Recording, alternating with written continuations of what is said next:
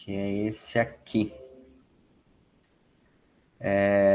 A influência dos construtos, qualidade percebida e confiança na intenção de recompra. Então, aparece para vocês a... Sim, apareceu sim. Perfeito, Marcelo. Para mim tá bem. Então... Saiu da tela cheia agora. Ele está aqui com uma gravação minha. Não sei como é que tira isso. Mas vamos lá. Acho que se eu boto tela cheia, aparece a gravação dele.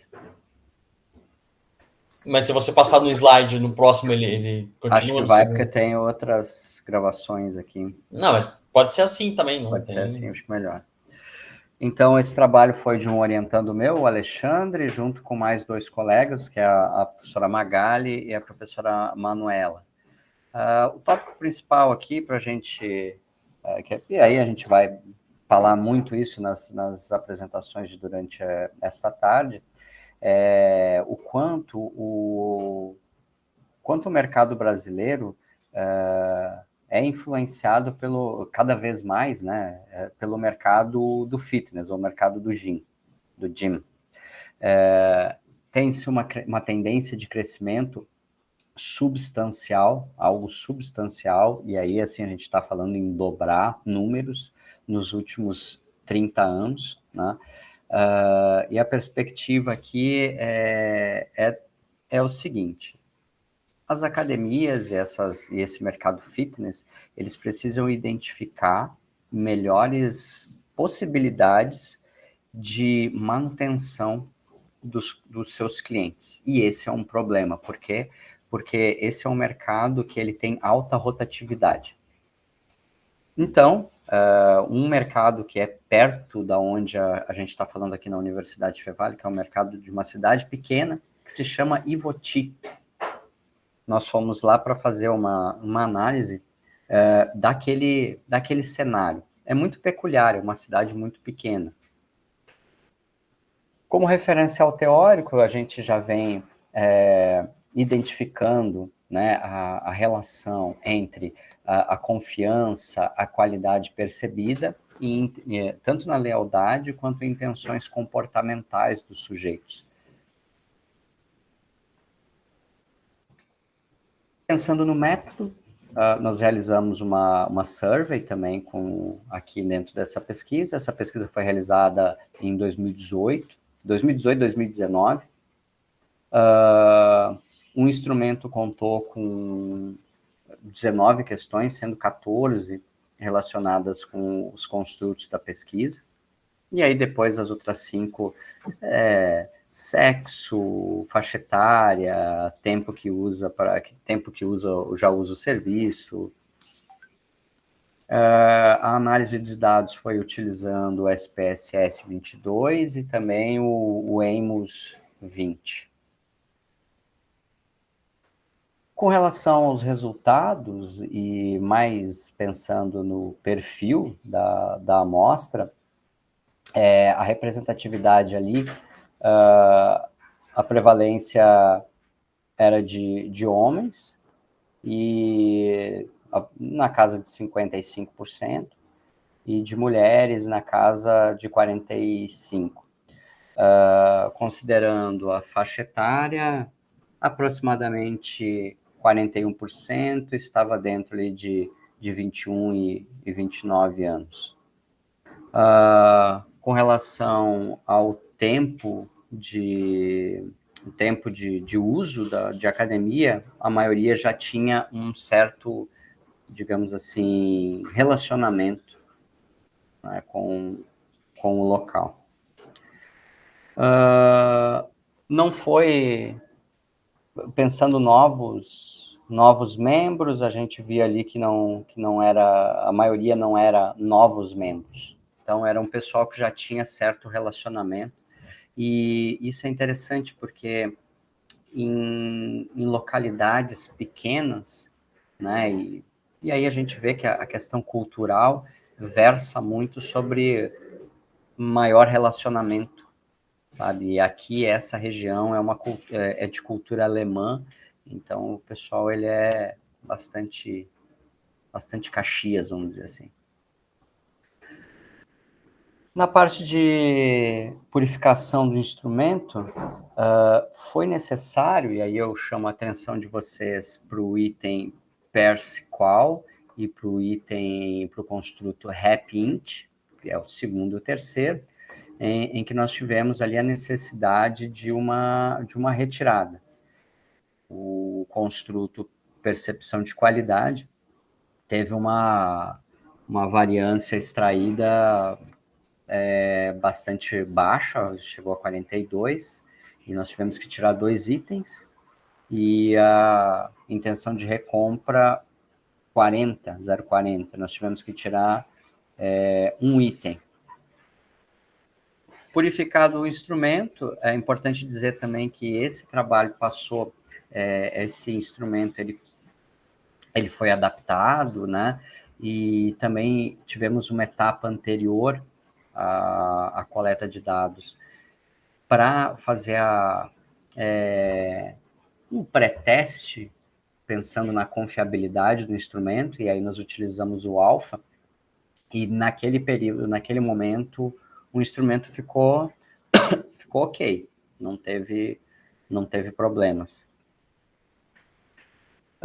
Depois da primeira etapa de purificação, nós utilizamos mais um teste, o teste de Bagose e Phillips, e observem que o item percepção de qualidade tinha uma alta relação ali, né, com o confiança. Nós realizamos um novo teste, e a partir desse novo teste a gente conseguiu dar continuidade. Com relação ao teste propriamente dito das hipóteses, a gente chama a atenção de que, bom, primeiro, as 3 hipóteses foram suportadas.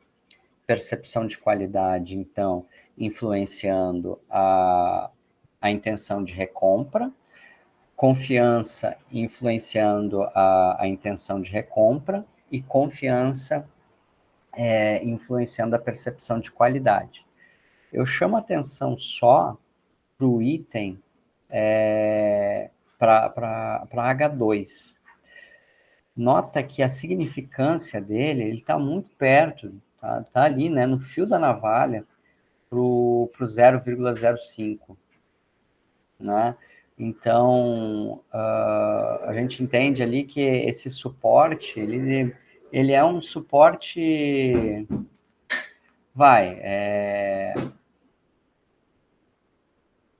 confesso a vocês que a gente ficou muito receoso em dizer que isso aqui estava suportado.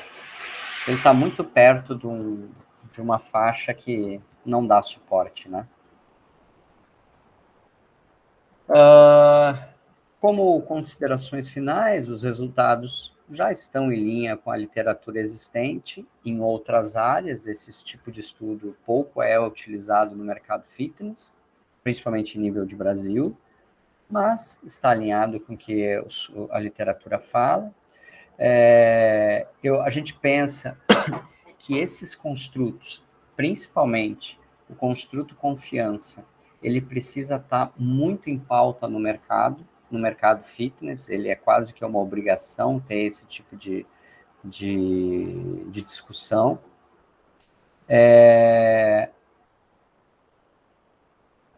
Para futuros estudos,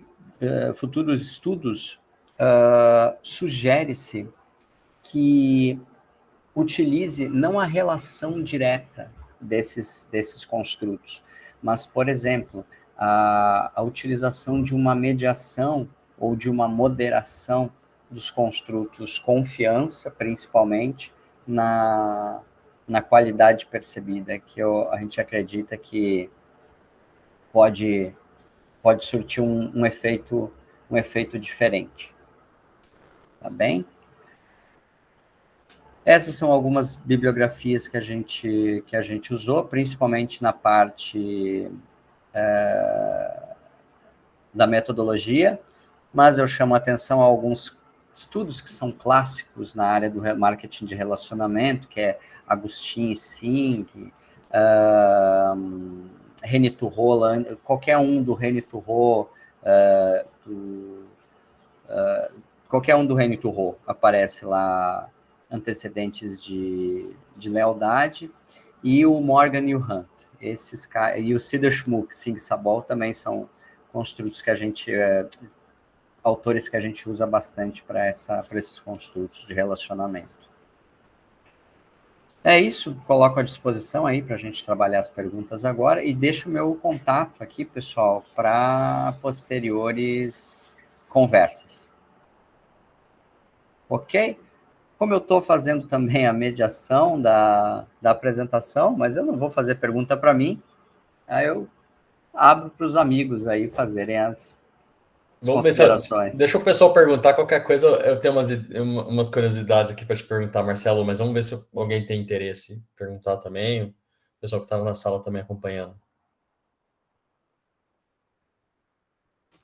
Então eu falo, começa então. Marcelo, primeira coisa assim, eu fiquei curioso, se você puder detalhar mais, que você falou que vocês foram na cidade ali, né? Como que foi isso para vocês? Pegaram o quê? Todas as academias da cidade? Como que foi isso? A cidade tem 3 academias, cara. Uhum. 3 ou 4 academias maiores. É uma cidade bem pequena. E aí, então, esse foi um aluno que fez, e assim, o cara já tinha trabalhado em 3 das 4 academias da cidade. Entendi, legal. Então, o cara tem uma rede, e aí o cara é da região, então fica muito fácil para conseguir ali 200, 300, já fica barbado. Uhum. Não, é legal isso, porque você consegue ter uma visão do mercado, né? Tipo, tudo bem, é claro que é uma cidade pequena, tem todas as peculiaridades da região, mas me parece bem interessante essa perspectiva, né? De você conseguir fazer isso, né? E, tipo, eu sou de uma cidade pequena aqui da minha família, e no interior é bem essa ideia mesmo, de fazer essa análise da cidade mesmo, né? Vamos analisar tudo, né? E acho que... Não, pode falar. Porque, Ivan, a gente está aqui... Novo Hamburgo já é uma cidade pequena, né? Uhum. E nós temos várias pequenas cidadezinhas ao redor. Né? Os nossos alunos, basicamente, eles vêm dessas cidadezinhas pequenas. Então, eu acabo dando consultoria também para essa região, em algum momento, para alguém nessa região toda. Uhum. E aí, o que acontece? A gente vai vendo algumas peculiaridades do local. Uhum. Um exemplo clássico ali, né? Tem academias aqui, tem negócios aqui que os caras ainda trabalham com mensalidade, eles não abrem mão de mensalidade. E não tem cartão. Sim. Você entende? Os caras é no mensal e no dinheiro, cara. O cara vai lá e paga. Se duvidar, ele aceita o cheque, mas não aceita o cartão, né? Exato. Então, e aí a gente se pega e com alta... E a gente tem uma sazonalidade grande aqui, né?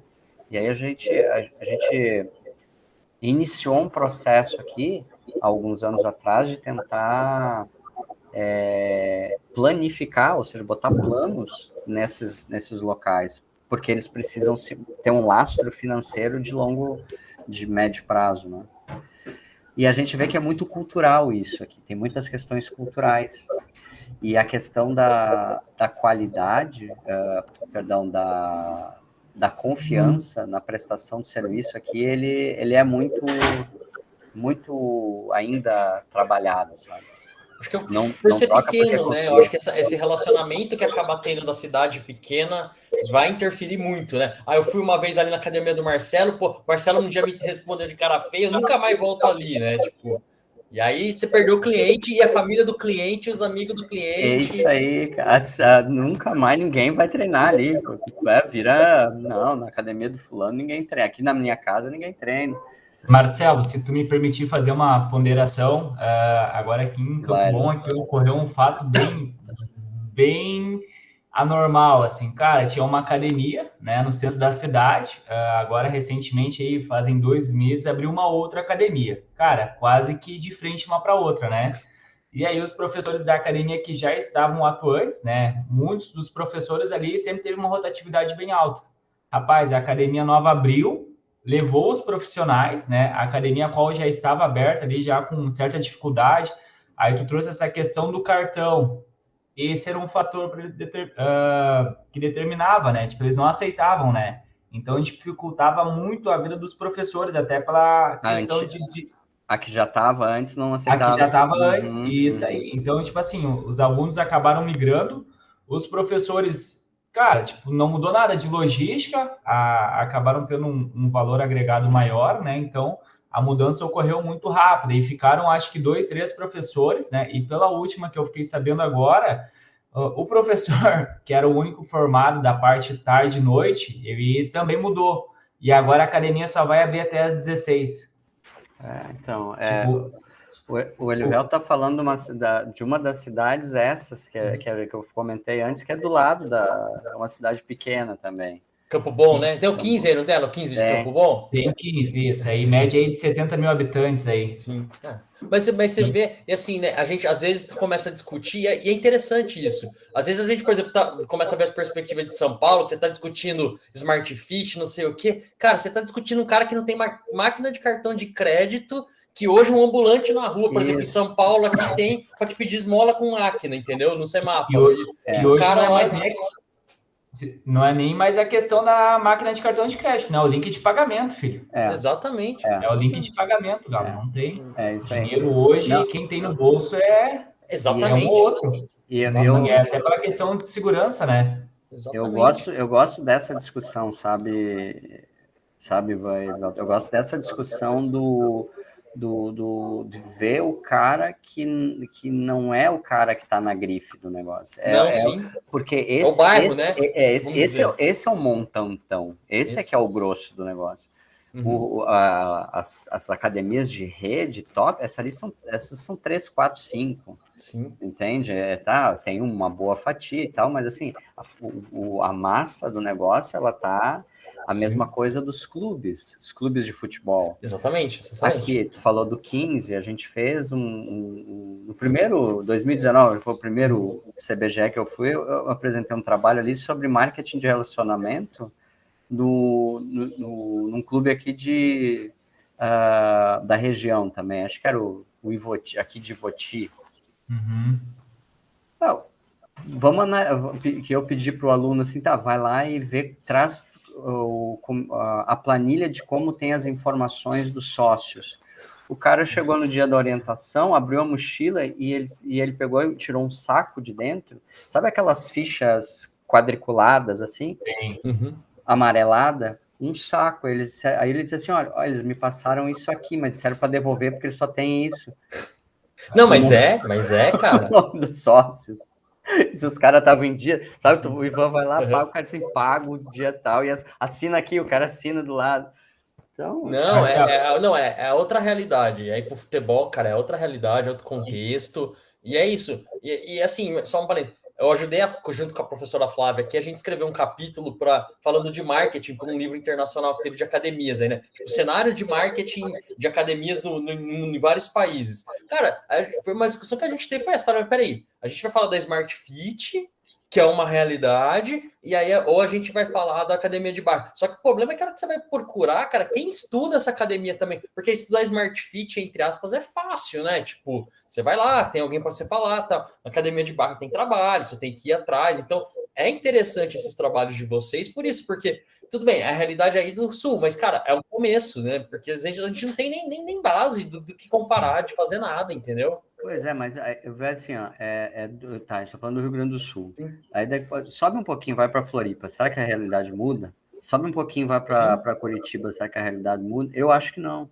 Não, provavelmente não. Se você tá na cidade pequena, eu acho que muda sim. De você numa cidade, de você sei lá, você vez para Caxias, talvez a coisa vai ser um pouco diferente, como uma cidade maior, aí já tem a cidade tem uma demanda talvez um pouco mais maior, mais moderna, vamos pôr dessa coisa assim. Tem, Ivan, já lá a gente tem a gente atendeu muita gente em Caxias, muita academia em Caxias. Marcel, e até essa relação, que nem, tipo assim, geralmente quando eu vou para as férias ali, enfim, geralmente eu tento conhecer 1, 2 academias, fazer um treino, ver como o processo de fora, não, óbvio, questionando o dono nem nada, mas com uma visão mais ampla, assim, né, do próprio funcionamento. E, cara, é difícil tu falar assim, alguma academia assim, ó, que tem uma linha, um padrão, entendeu? Então, tipo assim, tu vai em Camboriú, dadas as proporções de uma cidade com capital ali, enfim, cara, e tem academia que é, tipo assim, velho, o nego saiu do mar e entrou lá dentro, entendeu? Com areia, com tudo, e segue. Chinelinho, É vamos isso aí, entendeu? Então, tipo, não acredito que seja o fator interior capital, entendeu? Talvez em Porto Alegre a gente vai ter academia em cima do supermercado aí. igual. Não, exatamente, Igual. tem. Cara, mano, eu moro aqui em São Paulo, tem, se eu rodar no meu bairro aqui, vamos dizer, o estilo academia de bairro que a gente tá falando aqui, a cada 4 quadras a gente acha uma, entendeu? Esse estilo. É claro que muitas também até morreram na pandemia, era outro estudo também, o que sobreviveu aqui. Que é impressionante isso também, mas enfim, é outra discussão, mas bem legal, Marcelo, bem... Gente, aqui, acho que dessa aqui a gente esgotou e a gente já vai cair aqui na do Elivelton. Posso botar para apresentar aqui, já então? Já pode botar para apresentação. Tu vai legal ter... que a gente vai... Acho que dá para fazer esse esquema de apresenta, bate um papo e a gente vai... Acho que vai ser um esquema legal, dinâmica legal. É a da flechinha aqui embaixo. Tá indo aí. Tem 15 minutos, Elivelton, eu vou te sinalizando aqui. Só me diz aí se vocês estão visualizando. Aí só tem que ampliar ali o teu... Dar os dois cliques ali. Só não está aparecendo a apresentação, tá? Agora... Foi? Ainda não, agora voltou. Volta aqui no Meet e compartilha como uma janela. Aí você já clica direto na sua apresentação. Tipo, não abre os documentos, abre direto a apresentação, que aí dá certo. Ouça a voz da Laura. Mais opções, não. Não, ali no apresentar mesmo, ali na flechinha, no quadradinho com a flechinha. Você clica em uma janela, ao invés de... Ou a tela inteira. Não uma guia, porque daí não vai. Apareceu uma guia. Perto de janela. E agora? Aí abre direto a sua apresentação.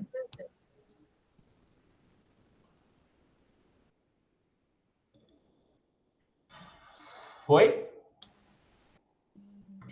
Não, ainda não. Então, tenta com a tela inteira, apresentar a tela inteira. Compartilhar. Aí, boa. Aí só abre seu PowerPoint, ou seu, enfim, o aplicativo que você estiver usando, e já vai aparecer para a gente. Não, aí você parou.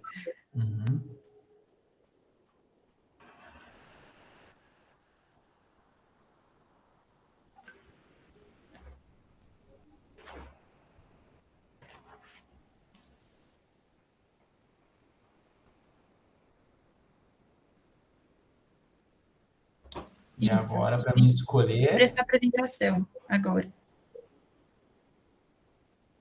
Onde está? Aqui tá, galera. Onde que eu acho aqui? Aqui só tem uma opção de... clica ali no teu PowerPoint. Sabe? Aí. Agora bota ele para apresentar ali. Dá um F5 aí.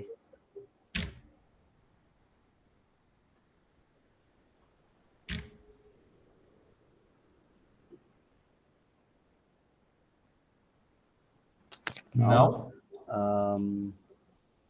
Deixa eu ver como é que é o teu aqui. Ou vai... Não, acho que o F5 dele ia mesmo, não ia?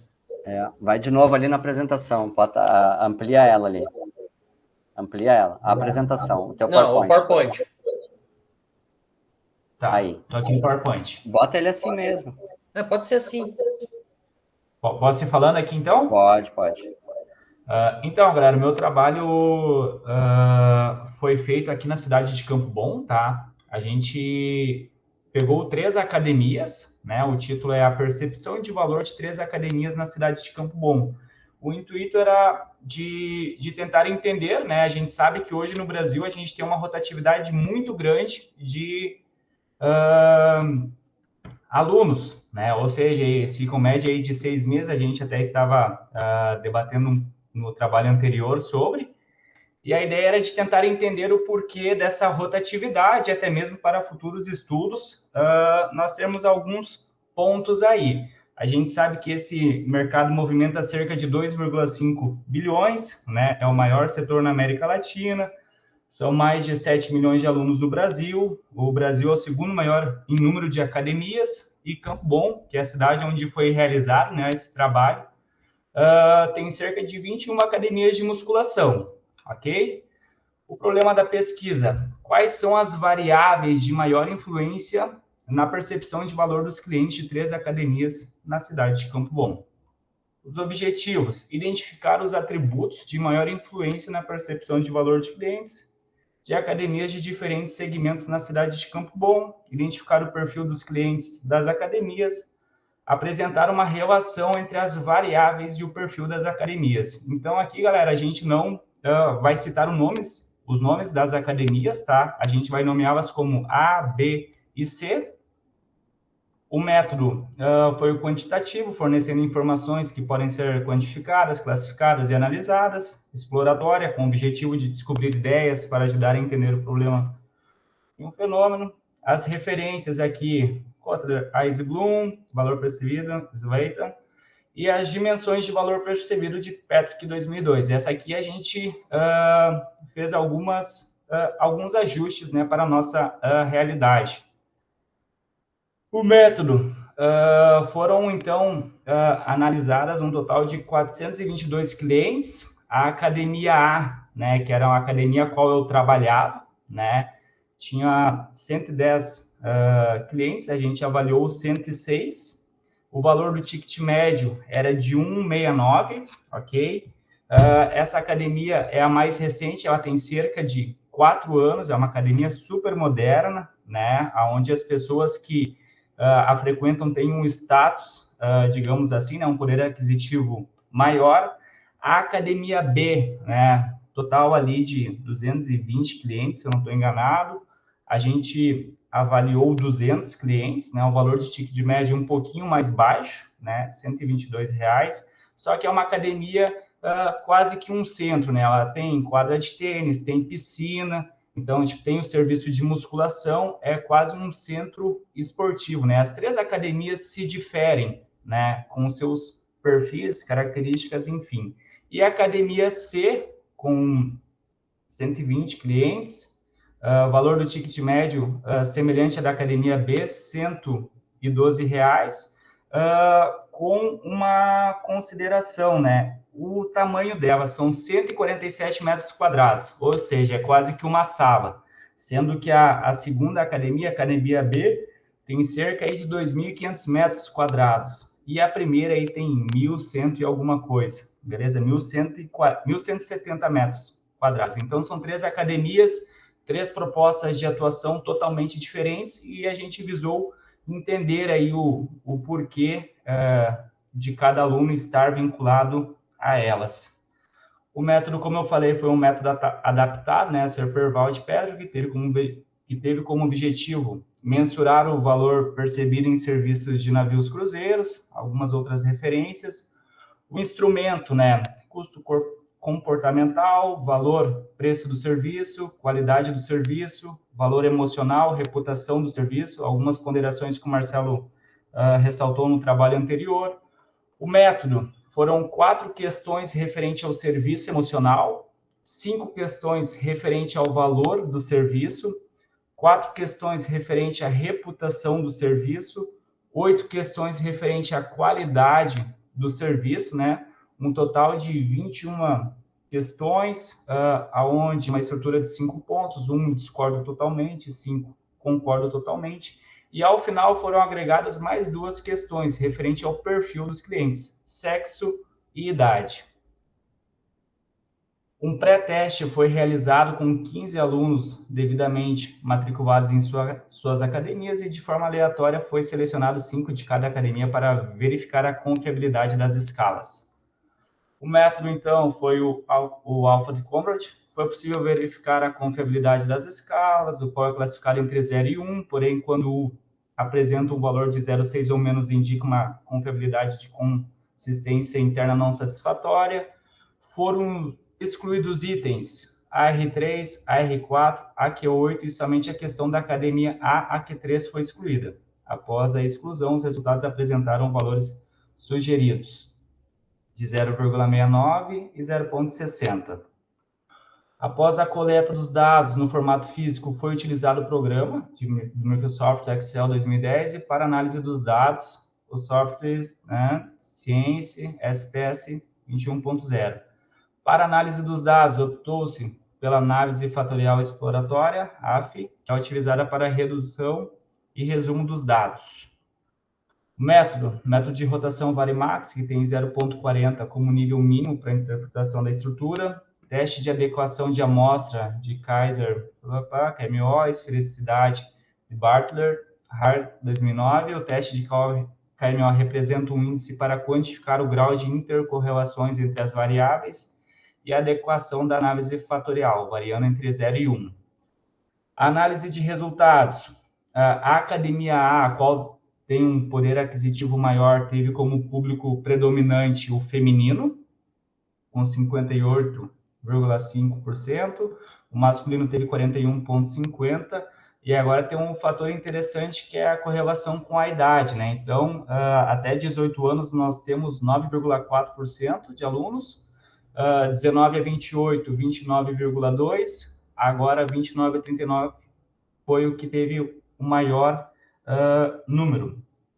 40 a 50 anos, 15,1%, 50 anos, 16%.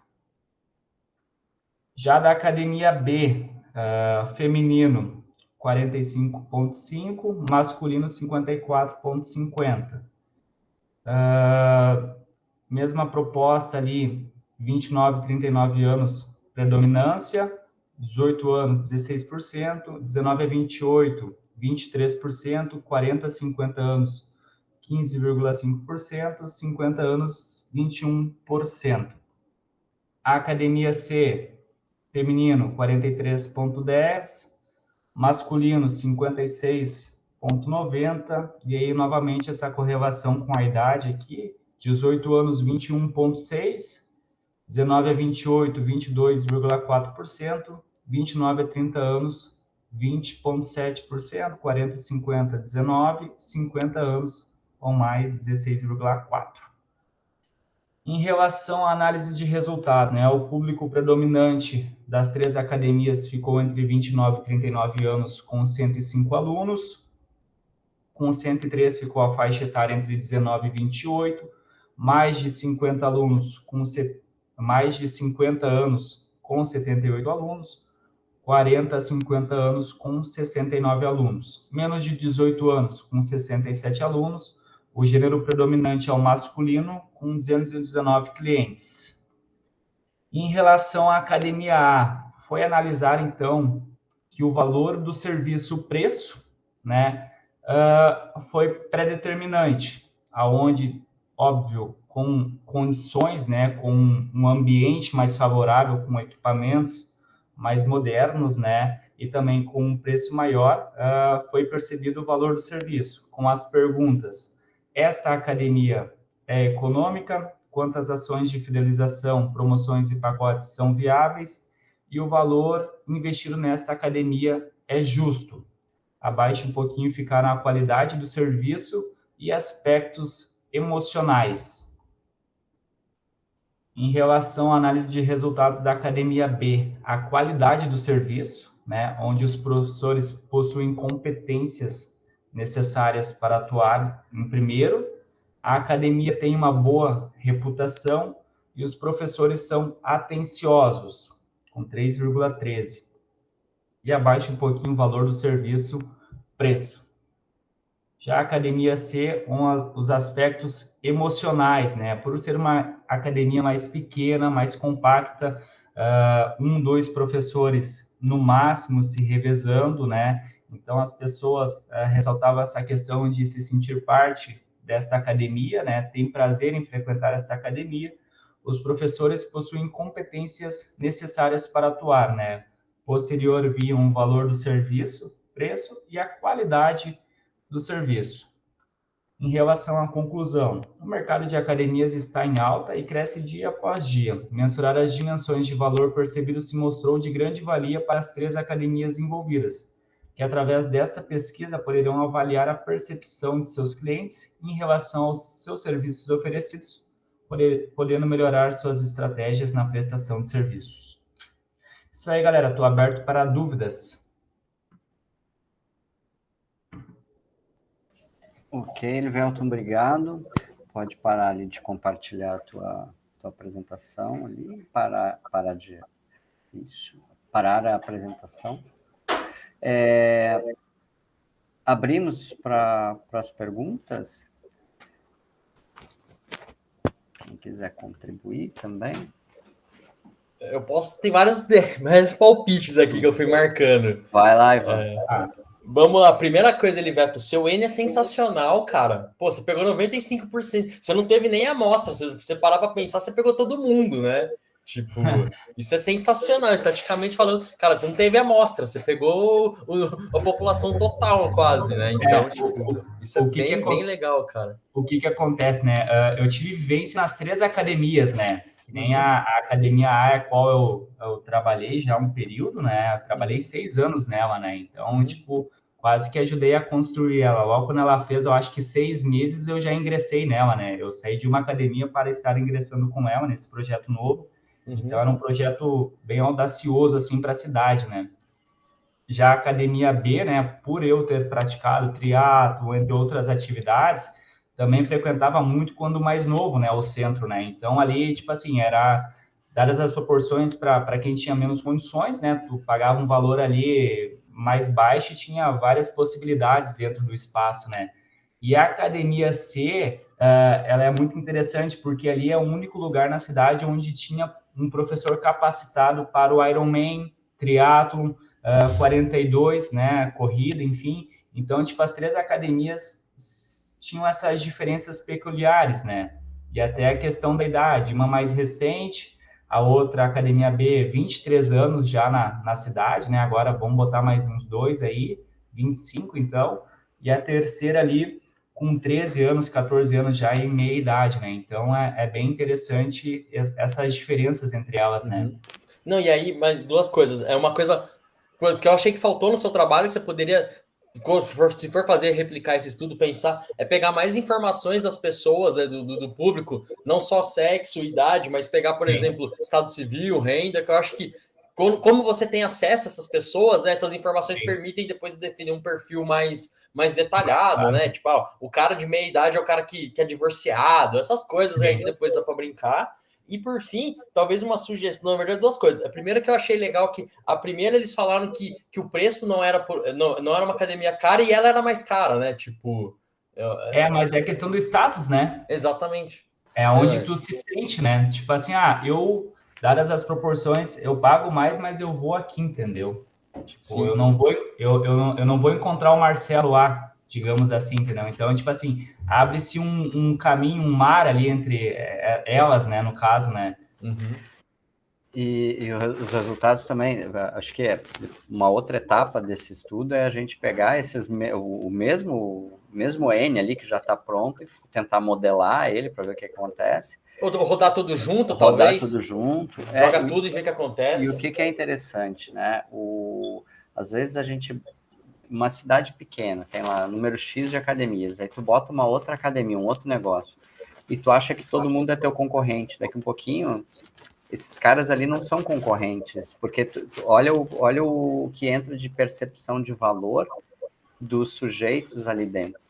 O preço, daqui um pouquinho, na mais cara, não foi algo assim, relevante, absurdo, né?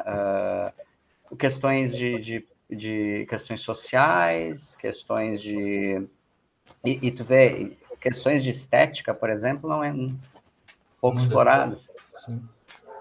Não, é bem interessante, tipo, esse da última que você falou, que é uma academia pequena, então já tem um senso ali de comunidade, de relação, uma coisa que o cara pode explorar isso de uma forma absurda, né? Então, bem interessante mesmo, Elivelton. E até em relação a isso, esse estudo foi muito interessante, né? Porque posterior, analisando, tipo, vivenciando mais, até em relação ali às referências, hoje eu tenho meu próprio espaço, né? Até devido à questão da pandemia, né? Para ter uma ideia, eu particularmente durante a pandemia, eu não parei, digamos assim, né? Até porque já estava em processo com uma consultoria online e tudo mais. E hoje os meus alunos, cara, a gente pega aquela faixa de idade ali entre 29 e 30 anos, né? 39 anos.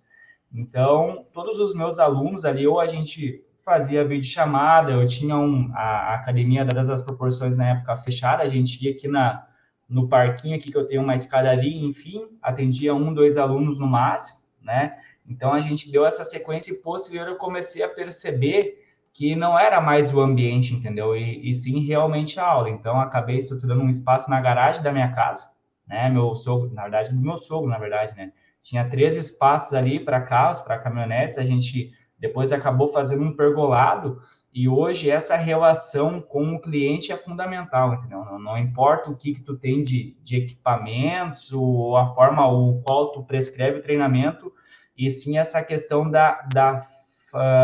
como é que eu poderia falar? Fidelização? Não. Da Uma relação palavra ali, talvez. Que... tipo, uma fidelidade, entendeu? Que, tipo assim, onde o Marcelo começou comigo, vai dar uma semana, o Ivan vai vir comigo de novo, mas não por causa de mim, por causa do Marcelo, entendeu? Então, eu atendo 2 alunos por horário, né? E hoje eu não consigo pegar mais alunos já, na verdade, desde agosto, né? Então, tipo assim, inicio às 6 da manhã, vou até 12h30, e um intervalinho à tarde, começa às 16 até às 20. E aí, fechou, entendeu? E todos os alunos que já haviam vivenciado nessas outras 3 academias, entendeu? Então, tipo, hoje, essa questão do se sentir, do pertencer é muito forte, entendeu? Boa. Bom debate. Bom, obrigado, Livelton, pela tua apresentação, trazendo bons resultados aí. A gente passa agora para a sequência. Na nossa programação aqui nós temos a Mariane. Mariane está conosco. Mariane. Estamos aí? Estamos aqui. Beleza. Mariane, sabe botar aí? Pois é, como é que faz? Ali embaixo tem uns botõezinhos e tem um que tem um quadradinho no meio que tem uma setinha. Tu clica dentro dele. Atividades aqui? Ah, aqui. Tem um quadradinho. Aí quando lousa. aí tu bota assim tela inteira. Mariane, eu acho que você está no lugar errado, não nos 3 pontinhos. Do lado dos 3 pontinhos, à esquerda, tem um quadrado com uma setinha no meio. Uma flechinha no meio. Só um pouquinho. Embaixo na tela, no meio do lado da mão. Mais fácil. Tá, sim, achei aqui. Tá. Tela inteira. E aí vai aparecer, já bota a tua apresentação na agulha ali. Só colocar aqui, peraí. É que o meu é diferente.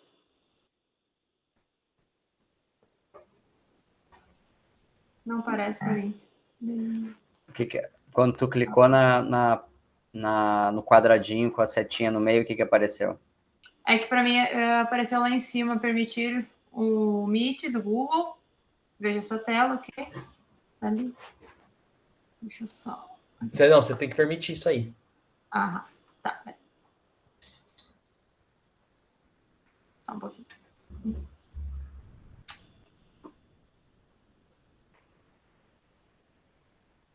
Agora, não sei qual dos dois é aqui. Acho que Quer que eu... Achou? Acho que é esse. Aham. Permitido. Esse aqui. Aí. Ok? Isso. Põe para... Tá. Aqui. Isso aí.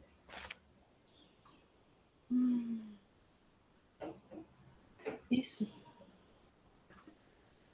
Eu não sei como é que bota a tela cheia nesse teu aí. Posso aqui, clica tá vendo aqueles botõezinhos no canto esquerdo inferior, tem 3, né? Aqui? Esquerdo inferior.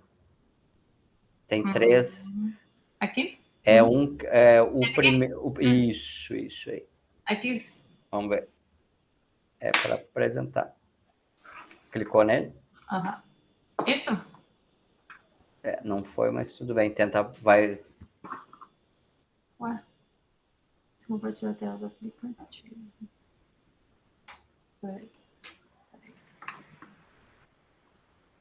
Não? Não, mas tenta assim então, mãe. Ué, que estranho.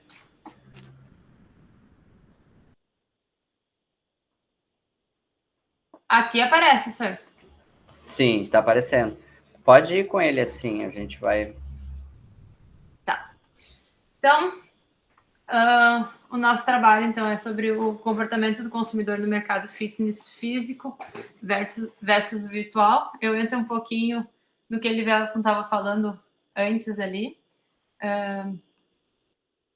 Nosso trabalho, esse trabalho ele foi pensado justamente devido à pandemia que a gente estava vivendo em 2020, que iniciou, por causa do Covid-19, né? Ele nos mostrou um território muito frágil, a questão da relação comercial entre um profissional de educação física, uma academia de ginástica em si, com o seu público, né? As questões comerciais foram abaladas, vamos dizer assim. A gente teve algumas restrições, né, por causa da pandemia, o próprio isolamento social, que foi algo legal imposto, mas também foi uma opção dos clientes, consumidores, de ficar em casa. A gente tem, então, o esvaziamento das academias de ginástica. Só que conforme a literatura, conforme a Organização Mundial da Saúde, a gente entende que o exercício físico, ele promove saúde. O ato de tu não fazer o exercício físico, ele está ligado, pode ocasionar as doenças crônicas, que é um dos principais motivos de morte do Covid, né? Então, o ato de se exercitar é fundamental. E as academias fechadas, tudo fechado, como vai fazer, né? Aí, pensando, então, na recuperação da questão financeira, assim como também a preocupação do profissional de educação física com o seu aluno, cliente, a hipótese da comercialização das aulas online, né, no mercado virtual. E aí se vem o crescimento das vendas online e se pensa, então, na intenção de compra desse consumidor no mercado virtual. Só que também entra a questão que dá o norte do nosso trabalho, que se o ambiente virtual, ele poderia, então, ser um ramo de negócio para o profissional de educação física e para as empresas de ginástica, se realmente vale a pena investir nesse novo mercado. Os nossos construtos são baseados em percepção de valor, confiança e interação. O objetivo do trabalho, então, dessa pesquisa foi de identificar as relações antecedentes à intenção de compra em estabelecimento físico versus o virtual no mercado de educação física, na região metropolitana de Porto Alegre e a Serra Gaúcha. As hipóteses da pesquisa. Na hipótese 1, a gente tem a questão da percepção de valor. Se ela influencia, era uma das perguntas, se a percepção de valor ela influencia positivamente na intenção de compra do consumidor no mercado fitness físico versus o virtual. Dentro dessa percepção de valor, a gente abriu um leque na questão de qualidade, a questão da qualidade, resposta emocional, o preço comportamental, preço monetário e da reputação. Já na hipótese 2, a gente vem com confiança. Se a confiança ela influencia positivamente na intenção de compra. E na hipótese 3, né, a questão da necessidade de interação. Se ela influencia positivamente na intenção de compra do consumidor do mercado fitness físico versus virtual. Aqui nós temos, então, o nosso modelo conceitual, que a gente traz ali a percepção de valor, que é o H1, que aí entra, dentro desse H1 entra o leque ali, o H1A, H1B, o C, o D e o E. Questão de confiança e intenção de compra, necessidade de interação e intenção de compra. Dando sequência, a gente tem a nossa revisão literária, né, com os construtos que foi por onde a gente começou, bem dizer, o nosso trabalho, o trabalho de pesquisa, questão do comportamento do consumidor, a intenção de compra do consumidor, né, no caso, as percepções de valor confiança e as necessidades de interação. Todas elas têm os autores principais e as citações que, ao ver ali, eu julguei importante no decorrer do trabalho. Já os procedimentos metodológicos, a gente utilizou para a pesquisa o método Survey, com o modelo de equação estrutural. Foi realizado 31 questões, sendo delas 16 de construto de percepção de valor, 3 do construto de confiança, 3 da questão da intenção de compra, 4 inicialmente sobre interação, e foram 6 sobre o perfil dos respondentes, né? Opa, peraí. Aqui. Inicialmente, a gente utilizou 19 respondentes para a questão da validação, né? A gente usou a verificação de confiabilidade, o alfa de Cronbach.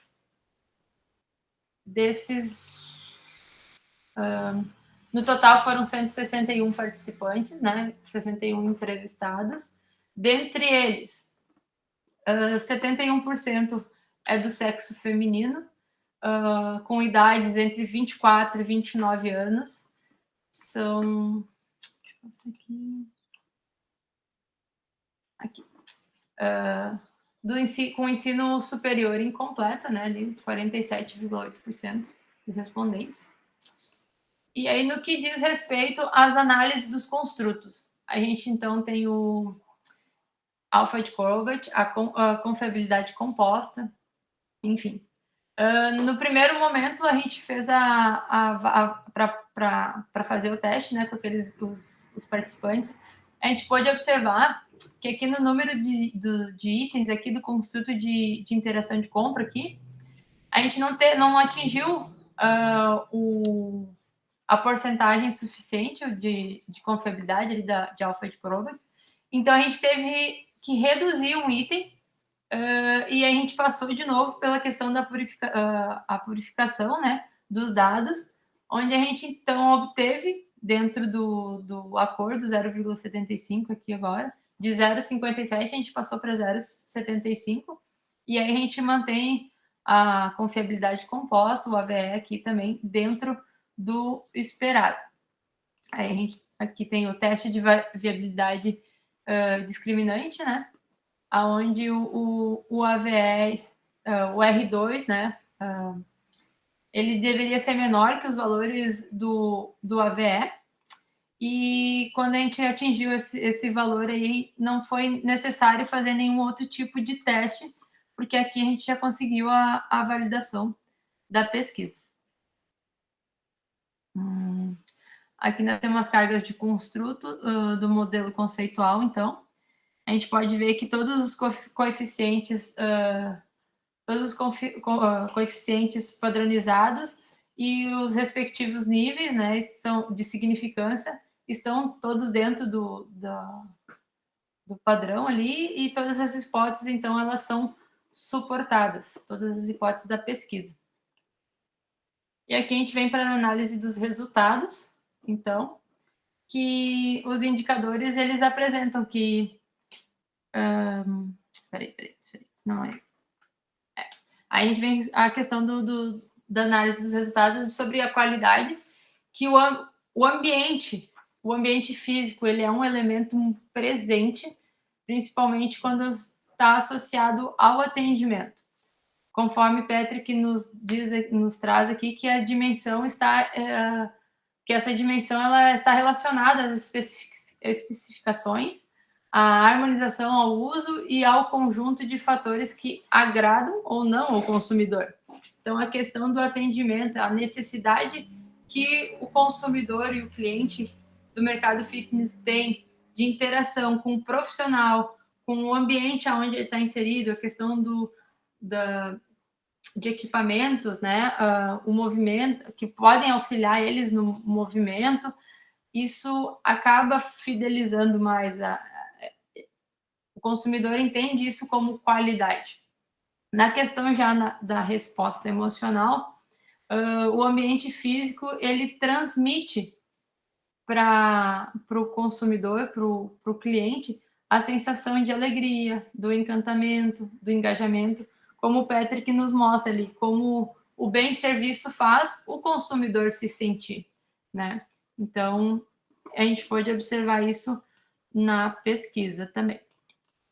Já a questão do preço, o Patrick nos fala que o preço comportamental ele está ligado ao desgaste, né? A questão de tempo e esforço que o consumidor leva para adquirir um bem-serviço.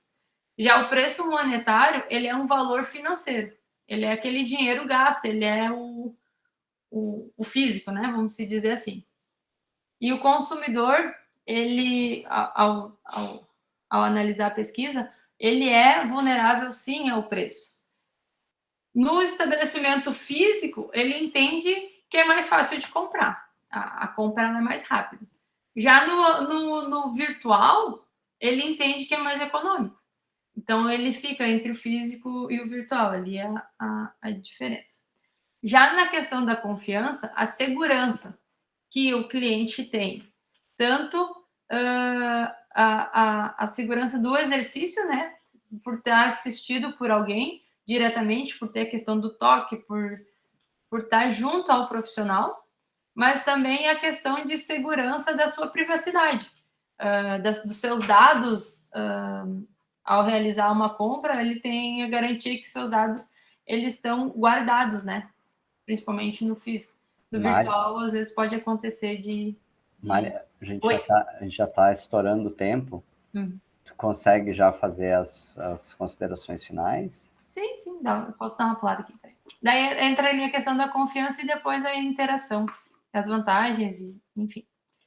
A gente, então, só para finalizar ali, a questão da interação humana, o consumidor ele é sensível ao preço, sim, à valorização da confiança e à resposta emocional que ele dá.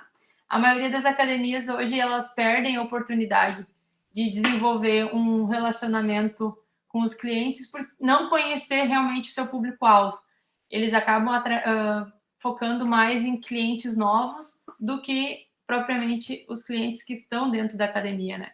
E isso acaba enfraquecendo, então, o valor percebido dos consumidores no serviço que é prestado. A questão da satisfação das necessidades do cliente implica numa atenção constante, né? Como eu disse. A falta de confiança que antecede a compra é um dos motivos na compra virtual. O consumidor ele não se sente seguro, não entende ainda o que ele vai comprar no mercado fitness, né? Numa academia, por exemplo.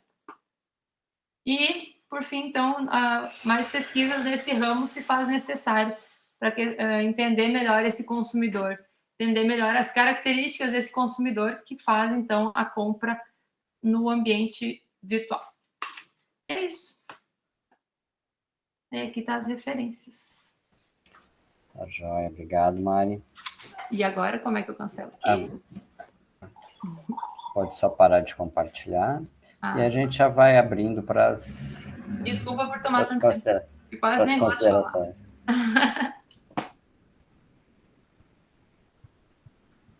Abrimos para as considerações, Ivan.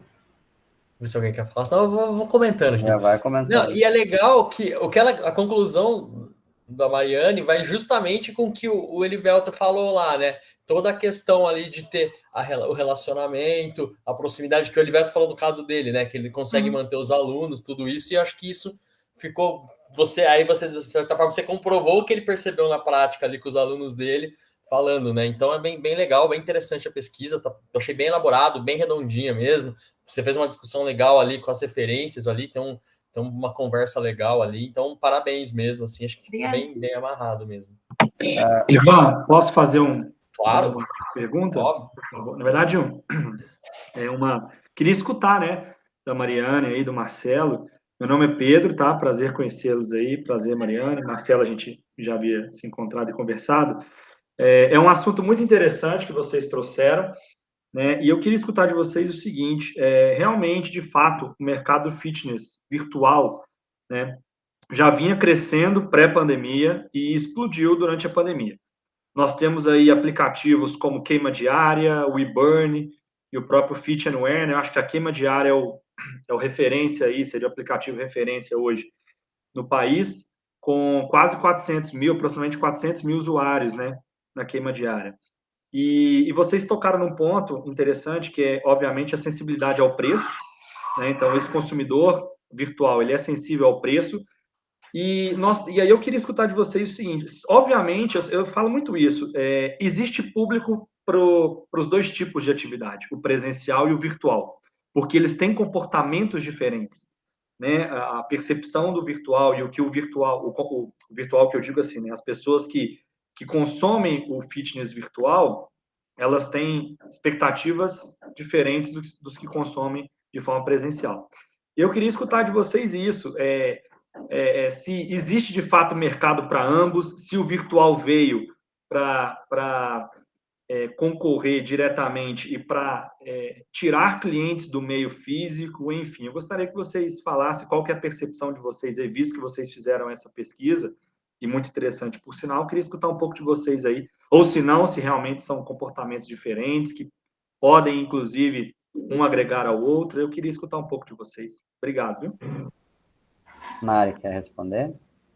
Então, eu vou responder pelo que eu vejo, justamente pela pesquisa em si que a gente fez. Não vai abalar o outro, vamos dizer, apagar o outro. No quesito físico, o público, o consumidor, ele tem mais confiança, sabe? Ele tem a questão da interação, de estar junto com o profissional, de estar... ele se sente mais confiante na execução do exercício, até propriamente no próprio resultado final, se ele, né, com disciplina e tal. No virtual, a questão monetária faz muita diferença, por ser mais acessível, por não ter, por exemplo, um horário demarcado, enfim, se torna mais financeiramente para o consumidor mais em conta.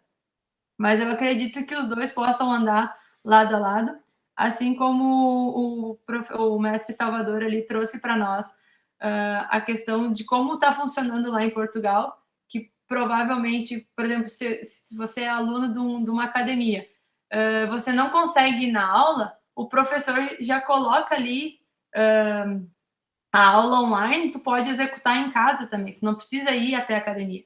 Enquanto está atendendo as pessoas no físico, a aula também está sendo transmitida no virtual. Então, daí a gente atende os dois públicos em uma estratégia só, né? Em uma aula só.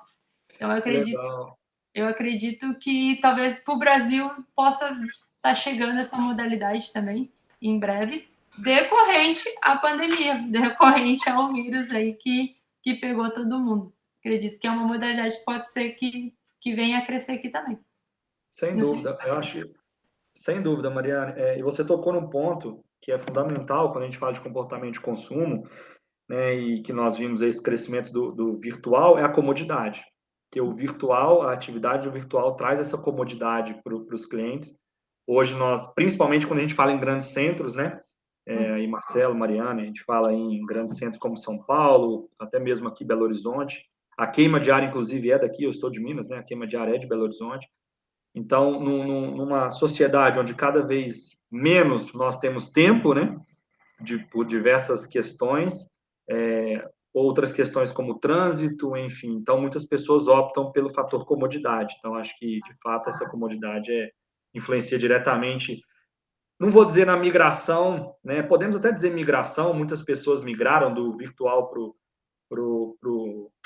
do presencial para o virtual, seja por necessidade na pandemia ou seja por propriamente escolha, mas o crescimento do virtual, né? E o virtual ainda propicia pessoas que nunca fizeram atividade física ou não tinham possibilidade de terem primeiro contato com a atividade física. Mas bacana, parabéns de novo para vocês.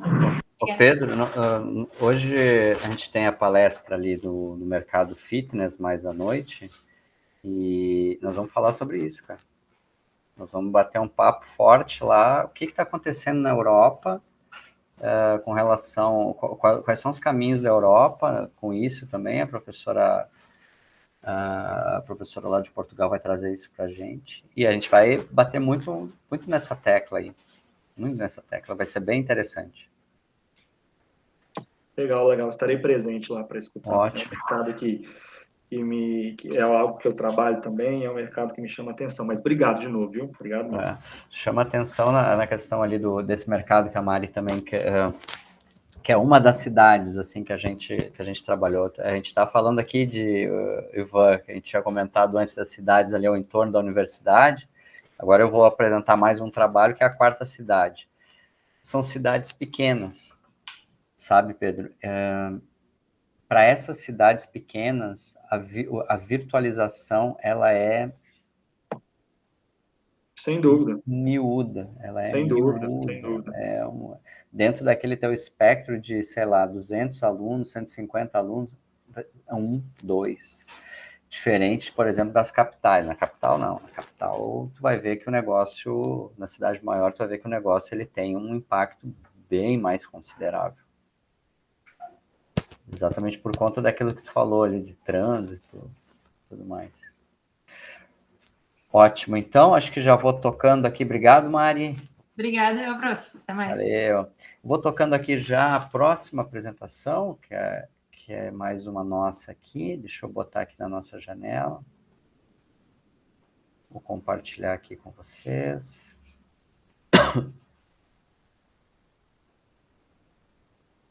Aqui. Acredito que vocês estão vendo aí a minha apresentação. Então, trabalhar aqui agora também as dimensões de percepção de valor em relação aos clientes de uma academia, numa cidade pequena também, que se chama Parobé, aqui no Rio Grande do Sul. Então, o autor foi o principal, foi o Alisson, que é um aluno que formou conosco, e depois nós temos eu e mais 2 colegas, o professor Gustavo e a professora Magali. Aquilo que nós já tínhamos falado anteriormente, setor de academias, um aumento bastante interessante nas últimas décadas. Para se ter ideia, no final da década de 90, nós tínhamos aproximadamente 4.000 academias registradas, e aí, no final dos anos 2000, a gente já está falando em quase o dobro disso, né? E também o faturamento aumenta de maneira exponencial. Importante falar também que há muito o Brasil tem andado entre os 10 primeiros em número de academias, né? E também em termos de faturamento. Em número de academias, nós andamos sempre entre o segundo, terceiro. E em faturamento, a gente já não figura entre os 10. E isso se dá muito por conta de problemas de gestão e problemas na hora de se organizar um preço adequado, um preço mais razoável desse serviço. Nesse sentido, a gente identifica também um alto número de academias, mas também um alto número de turnover, porque as pessoas querem rodar dentro, de uma maneira geral, querem ir lá ver o que está acontecendo com esses novos players, né? Então, a gente identifica aqui uma possibilidade de lacuna, que é a identificação da percepção de valor dos clientes, visto que a percepção de valor tem um impacto direto na lealdade do cliente dentro do mercado. Esse é o objetivo, então, identificar as dimensões de percepção de valor dos clientes. O primeiro ponto para pensar é, a percepção de valor é o quê? A percepção de valor, de uma maneira bem básica, é uma relação entre benefícios e sacrifícios que são percebidos pelo cliente. Esses benefícios estão relacionados com o que o cliente busca, que pode ser questões ligadas à saúde, questões ligadas à estética, enfim. E os sacrifícios estão ligados a 2 variáveis. A primeira variável, financeira. O que isso quer dizer? O quanto o cara terá que sacrificar monetariamente para fazer aquele tipo de atividade. E uma outra variável dentro do sacrifício são variáveis não monetárias, que é como o Pedro falou antes, bom, o trânsito, bom, X tempo que eu vou ter que ficar para me deslocar. Eu tenho que arrumar meu bolsão de um dia para o outro, e aí lá na academia não tem secador de cabelo. Lógico, para quem tem cabelo, mas preciso organizar isso tudo. Então, esses são sacrifícios que fazem o sujeito perceber mais ou menos valor. Dentre os elementos ali de percepção de valor, nós temos a qualidade do atendimento, o preço propriamente dito, os aspectos emocionais, porque a gente entende que gostar, estar bem, se sentir pertencente, gera algum tipo de emoção no sujeito ali dentro. Então, acaba sendo importante. E a imagem ou reputação do local. Né? Eu treino na academia tal, é a melhor da cidade. Eu treino na academia tal, é uma maior rede disso, maior academia da cidade, melhor frequentada, coisas assim. O método que utilizamos com relação à natureza e tipo, uma pesquisa quantidescritiva, uma amostra de uma academia de 125 alunos, que nós tivemos ali, 125 alunos, a academia naquele momento tinha 250 alunos, então a gente conseguiu 253 alunos, então foi quase 50% da população da academia. E o instrumento de coleta foi o adaptado de Patrick 2002, que é o Perval. Importante, com relação aos resultados, e aqui nós temos uma pequena surpresa. Ou nem tanto, e aí agora a gente pode discutir isso. A dimensão reputação foi mais significativa quando comparada com as outras dimensões. Ou seja, os respondentes daquela pequena cidade entendem que a reputação ou a imagem do local é um fator mais importante comparado a preço, comparado a, enfim, às outras três dimensões. Consegue-se identificar isso por conta de ser, vou ser repetitivo agora na minha resposta, uma cidade pequena, em que se dá muito... E aí só de quem é de cidade pequena vai saber do que eu estou falando. Se dá muita importância sobre o que os outros vão pensar. Olha, no lugar tal aconteceu tal coisa, o fulano de tal é assim, o Beltrano de tal é assado. Ponto importante, é uma boa possibilidade aqui de você ter uma estratégia e um bom planejamento de trabalhar a imagem deste local. Segundo ponto, questões emocionais. Propor momentos que as pessoas se sintam mais inseridas e passem a gostar mais, a amar mais aquele local. Também entram questões aqui de comunicação, como, por exemplo, utilização de camisetas, toalhas, bolsinhas, fazer o pessoal aparecer na sua rede social de uma maneira mais constante. E o que destacou aqui é o terceiro ponto, que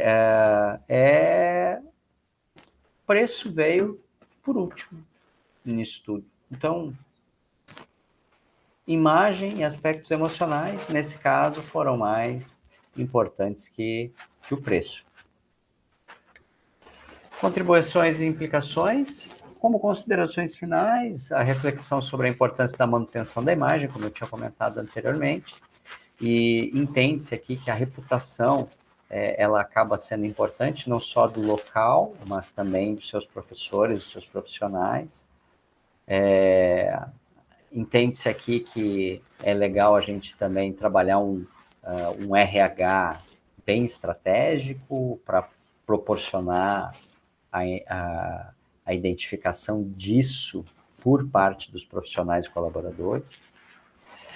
E como implicações teóricas e práticas, há duas coisas. Primeiro, identificação da percepção de valor do cliente daquele local, daquela academia, não de uma região, né, de uma forma geral. E, por fim, a identificação de um perfil específico desse cliente, desse seu cliente. Isso é uma coisa que, administrativamente, organizacionalmente, a gente trabalha bastante em consultorias, mas ainda não é bem explorado dentro desse mercado. Os caras sabem que tem que fazer isso, mas não sabem como fazer de uma maneira fidedigna, esse é o ponto. Essas são as referências que a gente trabalhou aqui nessa apresentação e agradeço bastante a disponibilidade. E vamos para as perguntas ou considerações. Eu de novo, então que tá divertido. Vai, Ives, então pronto, vai para não ser eu toda vez. Ives, fica à vontade. Vai lá, Ives. Vamos lá. Na verdade, assim, eu só consegui pegar essa apresentação. Queria ter ficado desde o início, mas enfim, coisas do trabalho.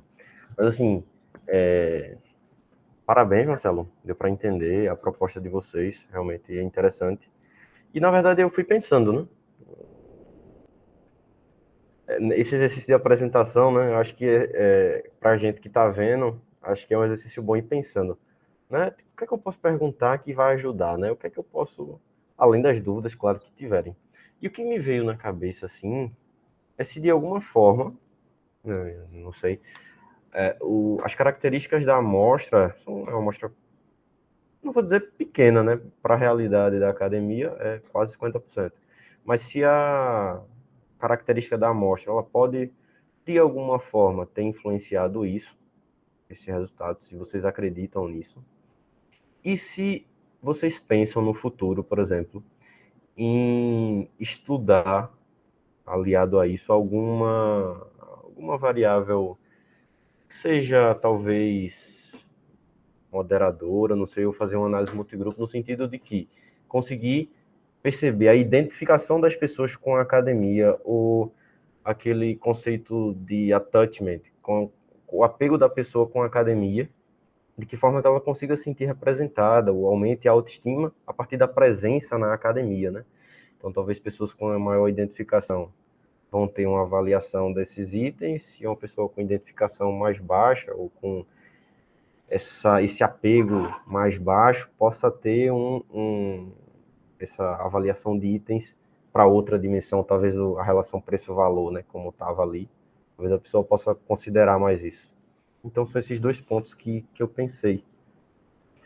Eu acho que sim, eu acho que não só, não sei se da amostra, sabe, Ives, o perfil da amostra, mas eu vejo que o perfil daquela amostra, ele é a representação do lugar. E ali isso eu não me preocupei muito, porque eu vi que ali não ia ser não ia enviesar, sabe? Aquela a gente conhece o local e tal, então dá para tu entender que é mais ou menos isso.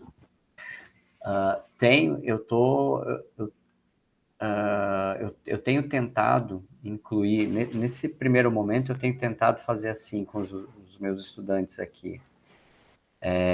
Trabalhar muita coisa de marketing de relacionamento. Todos os construtos do marketing de relacionamento influenciando em comportamento ou lealdade. Confiança, percepção de valor, satisfação. E aí agora eu passei a incluir algumas coisas. Identidade é uma das coisas que eu quero incluir. Outra, engagement, é outra coisa que eu quero incluir. Quantos caras são mais ou menos engajados, e aí Outra coisa que eu que eu comecei a incluir agora é a gamificação. Então, eu estou colocando alguns elementos ali, mas eu penso que o engajamento ou a identidade com o local vai ser preponderante para uma série de coisas. Eu concordo contigo, sim, que essa é uma lacuna boa de trabalhar. Ivan, ia tocar? Não, é só uma questão que eu fiquei pensando, que você falou aquela questão que propendurou muito aquela questão da imagem, né? De ter uma boa imagem, né? E aí eu não sei, eu fiquei pensando assim, que eu tipo, talvez a gente tenha que ter um cuidado com a análise disso, porque me chama a atenção o seguinte, né? O que a pessoa que leu aquilo entendeu como boa imagem, entendeu? Porque o cara, às vezes, ele pode estar pensando na parte física, vamos dizer, do personal, do funcionário e tal. A gente já, ou por outro lado, ele pode entender a imagem da academia numa forma mais abstrata, né? Eu acho que a gente, enfim, eu fiquei meio, sabe, tipo, putz, será que o cara pode ter entendido? Né? Talvez vocês estavam aplicando ali, conhecem, o que você falou, você conhece um pouco mais a amostra, tudo, talvez, mas isso talvez tenha, a gente fiquei um pouco confuso, que ele pode levar para alguns outros lados ali, entendeu? Enfim. Não sei como você vê isso, se você acha. Eu geralmente coloco uma pequena frase para tentar explicar de maneira para o sujeito que vai responder, numa tentativa de minimizar esse... Sim. Né? Não sei se o cara vai ler, se ele vai entender de fato, né? Porque eu não vou botar e tu entender o que é sim ou não, aí o cara segue ele. Não, sim, claro, óbvio. Mas a gente tenta fazer isso. Mas o cara pode criar na cabeça dele lá, a reputação, a imagem, aí... É porque a gente, por exemplo, fez uma pesquisa aqui um tempo atrás que era com um torcedor e a gente viu tinha uma variável e a gente foi analisar, eu lembro que eu discuti até com o Leandro Mazet, a gente chegou uma hora que a gente falou, peraí, acho que os caras não entenderam o que ele falou, porque a resposta que eles deram não tem lógica nenhuma, né, a hora que a gente deu. Tanto é que a gente teve que tirar da análise, aí a coisa deu redondo, entendeu? Então, é mais esse ponto, assim, que às vezes a gente vai... Ou seja, a gente entrevista o cara na porta do estádio, o cara lê aquilo rápido, sabe Deus como, então, enfim, mas é só uma observação. Tranquilo, Boa. Marcelo. Boa. Nós vamos modelar ela assim. Ari? Só colocar em cima disso que o Ivan falou da questão da imagem, que uma das alternativas para tentar evitar isso é fazer um pré-teste, né? Porque às vezes um questionário que aplica, um questionário que é aplicado para academias, vamos dar um exemplo, em Pernambuco, né? A percepção do pessoal que está no interior do Rio Grande do Sul, por exemplo, pode ser outra para algumas coisas, né? Então, um pré-teste aí pode ajudar a resolver essas coisas. É só uma sugestão. Boa, porque a ideia depois é pegar e trabalhar alguma outra situação estatística ali um pouco mais forte, não só descritiva. Mas já vou levar em consideração também dessas situações aí. A ideia do pré-teste é sempre realmente muito boa. Outra coisa que pode vir até antes do pré-teste é fazer ali um desenvolvimento do instrumento, né, e mandar para algumas pessoas que a gente sabe que tem experiência na área, né, que é do meio do fitness, nesse caso, e aí a pessoa, isso aqui talvez possa mudar. É realmente esses protocolos que a gente já conhece, né, de pesquisa, mas que, assim, aqui no grupo, a gente já fez umas situações dessa, e de fato, assim, é muito importante, porque realmente, porque às vezes, assim, né, o tempo, a necessidade como a coisa é desenvolvida, às vezes a gente não consegue tão apropriadamente. Mas é isso o caminho, né? Beleza. Agradeço bastante as contribuições. E vamos para a nossa última, que é o Pedro. Tá aí, Pedro? Tô sim, Marcelo. Vamos lá, então. Compartilhar aqui. Compartilha.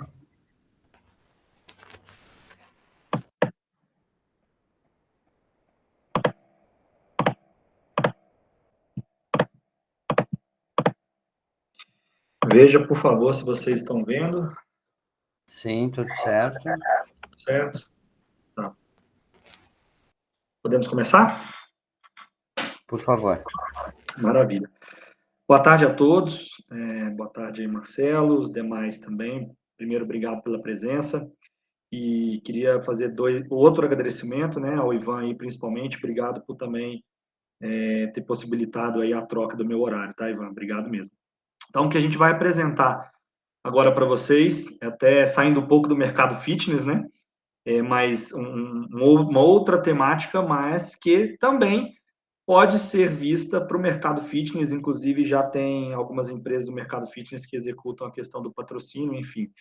Mas a nossa ideia é trazer para vocês, apresentar hoje a proposta de um modelo conceitual de patrocínio esportivo. Eu sou o Pedro, o Ari, que está presente nessa sala, também é meu orientador. Então, nós vamos apresentar essa proposta para todos aqui nessa apresentação. A ideia é que a gente faça uma breve introdução sobre o tema, apresente a metodologia, né, como nós chegamos nesse modelo, apresentaremos o modelo de fato, as conclusões e, como de praxe, abriremos para perguntas e discussões, correto?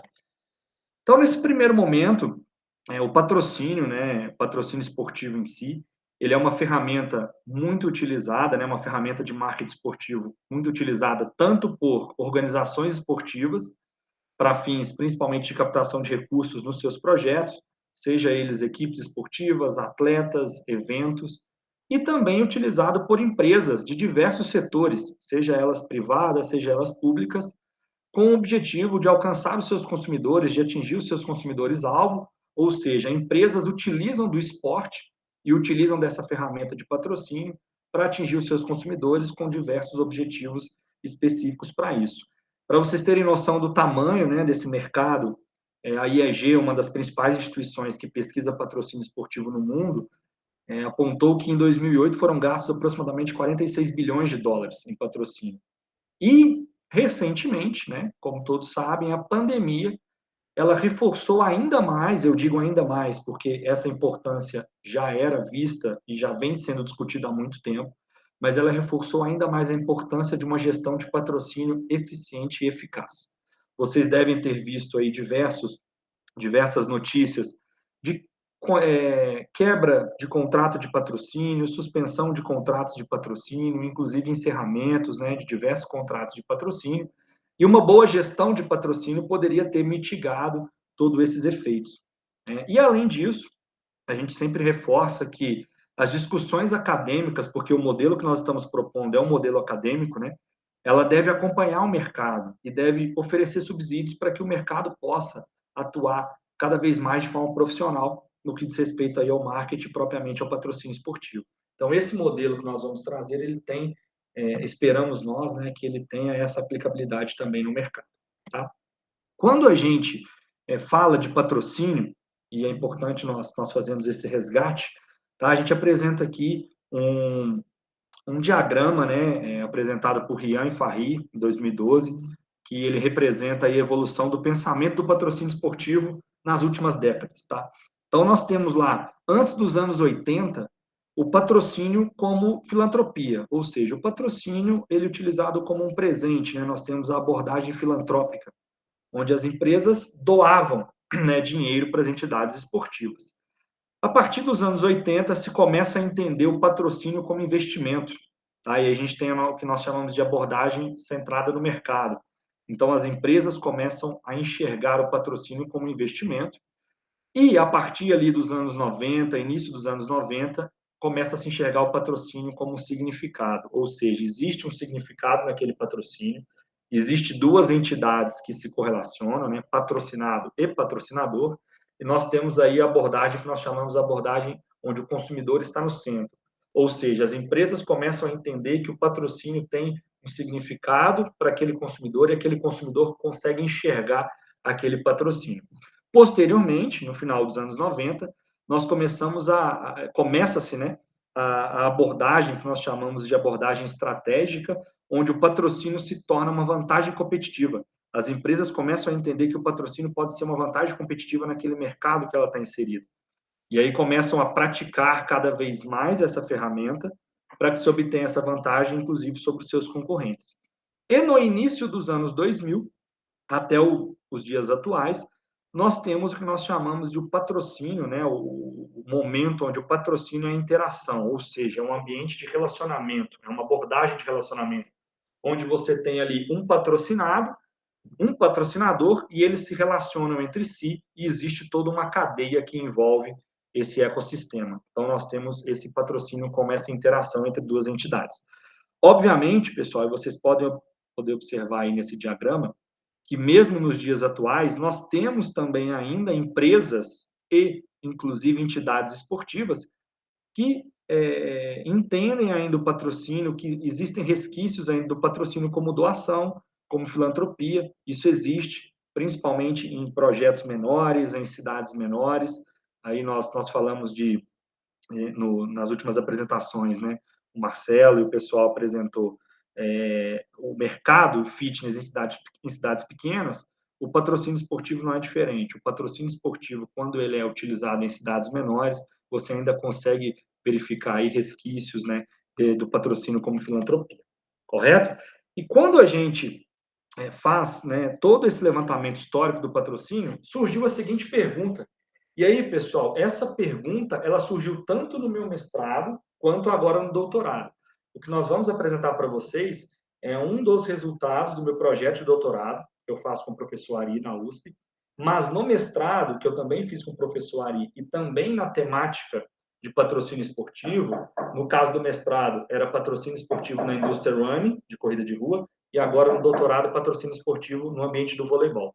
Nós fizemos essa seguinte pergunta: qual que é o atual estágio do conceito de patrocínio esportivo? Tá? Nas nossas pesquisas aqui na USP, nós temos como procedimento, quando vamos fazer tanto mestrado e doutorado, uma das primeiras etapas é identificar o estado da arte daquela temática.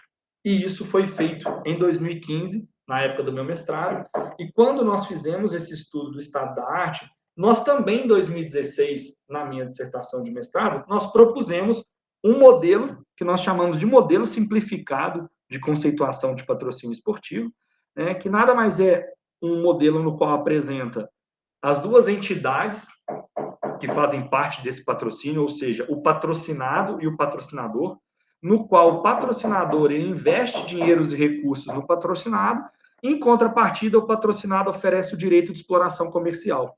E existe um relacionamento entre ambas as entidades. Então, em 2016, foi proposto isso, né, foi um dos resultados, né, com o estudo do estado da arte, nós propusemos esse modelo durante a nossa dissertação. Tá? E aí nós chamamos de modelo simplificado. Com o passar do tempo, né, agora no doutorado, nós fizemos novamente esse estudo do estado da arte, e para esse segundo modelo, nós acrescentamos algumas questões. Então, nós trouxemos à tona para esse segundo modelo algumas teorias, né, e a relação dessas teorias com o patrocínio. Né? Então, a teoria da transferência de imagem, teoria da congruência, teoria dos patrocínios múltiplos, né, e teoria da desordem. Obviamente, por conta do tempo, pessoal, nós não conseguimos entrar em detalhes sobre essas teorias, mas eu vou explicar no modelo como elas se comportam. Falaremos, desculpa, né, um pouquinho sobre o ecossistema do patrocínio e trazemos também algumas etapas do patrocínio para esse segundo modelo. O segundo modelo, ele se baseou naquele primeiro, simplificado, porém, com esse incremento dessas questões explicadas. Qual foi a metodologia que nós utilizamos para propor esse modelo? Como eu falei, ele é uma etapa do projeto de doutorado. Os nossos projetos aqui de doutorado, eles correspondem a esse estudo, né, sobre o estado da arte dos diversos temas os quais a gente estuda. No meu caso, o patrocínio esportivo. Então, foi feito esse estudo do estado da arte, onde nós buscamos artigos em journals a partir de 2016. Por que a partir de 2016? Porque até 2016 nós tínhamos feito o estudo do estado da arte, como o tema é o mesmo, né? Nós fizemos até 2016 para o mestrado, e de 2016 a 2021 nós atualizamos esse estado da arte para o projeto de doutorado. E as palavras-chave que nós utilizamos, né, foram sponsor, sponsorship e sports sponsorship. Foram as nossas palavras-chave aí para que a gente pudesse construir esse modelo. E aí nós chegamos, de fato, no tema central, né, no principal desse modelo, que é o principal dessa apresentação, que é o nosso modelo de patrocínio. Pedro, só um minuto. Para vocês, está atrapalhando aqui, não está? Isso, perfeito, obrigadão. Eu vi isso agora, eu ia perguntar para vocês se era só na minha tela. Obrigado. Eu que agradeço, Ivan. Então, esse diagrama aí é o nosso modelo, eu vou explicar para vocês esse modelo, e eu vou começar explicando ele do centro, tá? E aí nós vamos partir para todos os agentes e todas as questões envolvidas nesse modelo. Então, esse modelo, ele corresponde, obviamente, né, quando você tem duas entidades, um patrocinador e um patrocinado, e que existe o relacionamento entre esses dois agentes, tá? Cada um desses agentes tem um objetivo com esse patrocínio. O patrocinador tem um objetivo, o patrocinado tem um objetivo. Então, trazendo para um exemplo prático aqui. O patrocinado, por exemplo, é um evento de corrida de rua, né? No qual o objetivo dele, obviamente, é captar recursos para que o evento se torne sustentável. Em contrapartida, você tem uma empresa, por exemplo, uma empresa de laticínio, que deseja lançar um produto voltado para maratonista. E aí, essa empresa busca o evento de corrida de rua para poder lançar o seu produto que é voltado para os consumidores que consomem esse evento de corrida de rua. Então, você percebe que cada um tem o seu objetivo. E, obviamente, esses objetivos, eles chegam ao resultado final, né, ao resultado final desse patrocínio. Porém, para que esse resultado final seja alcançado, você tem alguns fatores que nós alcunhamos aqui no nosso modelo de fatores moderadores, que moderam, de fato, esse resultado. E são eles: planejamento e comunicação. Deve-se haver planejamento entre o patrocinador e o patrocinado, inclusive para as ações que vão ser feitas nesse patrocínio, né? E a comunicação entre os agentes, uma comunicação clara, objetiva e transparente, e a comunicação desse patrocínio para os consumidores, ou seja, como os consumidores vão enxergar esse patrocínio. Isso é fundamental. Segundo ponto, segundo fator, transparência. Deve haver uma transparência entre as duas entidades. Nós podemos observar diversos casos de falta de transparência que culminaram, né, num rompimento de contrato de patrocínio. Ativação de patrocínio, ou seja, o patrocínio ele deve ser ativado. A partir do momento que você fecha o contrato de patrocínio, você deve planejar como você vai ativar esse patrocínio. Outro ponto, congruência. E aqui nós estamos falando de diversas congruências, pessoal. Desde a congruência direta e indireta, poderia ser uma congruência de imagem, né?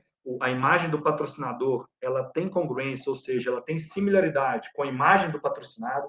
Podemos falar de congruência visual, onde as cores do patrocinador, elas têm relação de, elas são semelhantes, às cores do patrocinado ou não. Podemos falar de congruência geográfica, onde você tem ali o patrocinador com abrangência mundial e nacional e o patrocinado com abrangência local ou mundial. Existe essa congruência de abrangência. Existe a congruência geográfica, o patrocinador é da mesma região do patrocinado. Isso acontece muito com projetos esportivos, onde as equipes esportivas buscam patrocinadores regionais, tá? Outro fator moderador, transferência de imagem. A transferência de imagem é uma teoria básica do patrocínio, o qual, quando você tem duas entidades, o patrocinador e o patrocinado, você tem a transferência de atributos e de imagem de um para o outro. E o consumidor percebe essa transferência de imagem, certo? Temos também a desordem no patrocínio, que nada mais é do que vários patrocinadores com o mesmo patrocinado.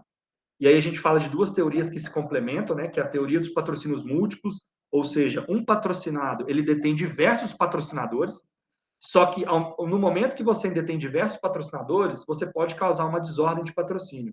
E a desordem de patrocínio mais clássica, que vocês com certeza conhecem, é a famosa muitas marcas numa mesma propriedade, no caso a camiseta. Então, você tem quantos clubes vocês não já viram, né? Com várias marcas patrocinadoras estampando a mesma propriedade e o consumidor não consegue enxergar nenhuma, não sabe nem o patrocinador master daquela equipe. Isso é desordem no patrocínio, é a teoria da desordem. E, por fim, o envolvimento dos fãs, que é outro fator moderador. Já é sabido que o grau de envolvimento dos fãs daquele esporte, daquela modalidade, daquele clube, daquele atleta, ele é fator direto na resposta do patrocínio dessas propriedades esportivas. Então, esses fatores moderadores, pessoal, eles vão afetar o resultado, e esse resultado deve ser mensurado. E aí, por isso, a seta vai ao encontro ao objetivo, para saber se o objetivo de ambos os agentes foi alcançado. Então, por isso, a gente precisa mensurar esse patrocínio. E aí, quando a gente parte para a parte, a redundância, superior do modelo, nós encontramos o que nós alcunhamos nesse modelo de agentes satélites, que são os agentes que influenciam diretamente nesse relacionamento entre patrocinador e patrocinado. Por conta do tempo, pessoal, eu vou dar só 2 exemplos rápidos e vocês vão entender. Federação, que é um agente satélite, e aí a gente pode falar federações / confederações, tá, pessoal?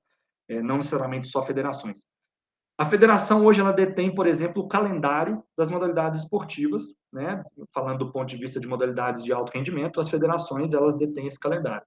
Caso ela mude o calendário, suspenda uma determinada competição ou altere determinado regulamento, isso pode influenciar diretamente esse relacionamento entre o patrocinador e o patrocinado, porque houve um planejamento para se ativar, por exemplo, em determinado evento, em determinada competição, e essa mudança, obviamente, influencia esse relacionamento.